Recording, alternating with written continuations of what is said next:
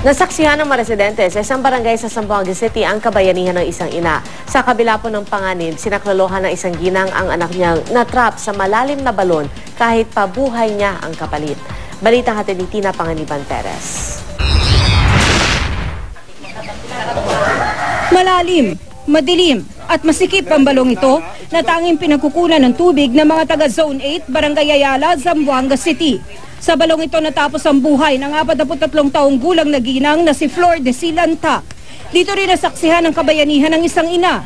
Bumaba ng balon ang 9 taong gulang na anak ni Flor de Si para kunin ang nahulog na timba. Di pa nagtatagal, dumaing na ang batang nahirapan na siyang huminga. Di nagatubili si Flor de Si na saklolohan ng anak.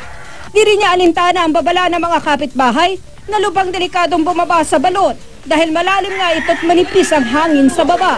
Ang tanging nanaig sa kanya ay ang kagustuhang sagipin ang anak.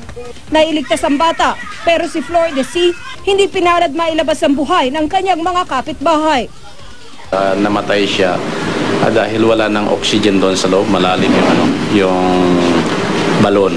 Totoo yun, dakilang ina siya sa kanyang anak. Okay, dito sa mga kapitbahay, dakilang ina talaga siya na para sa amin. Sa kabila na nangyari, hindi raw tatakpan ng balon dahil ito lang ang pinagkukunan ng tubig ng mga residente. Tina Panganiban Perez, GMA News.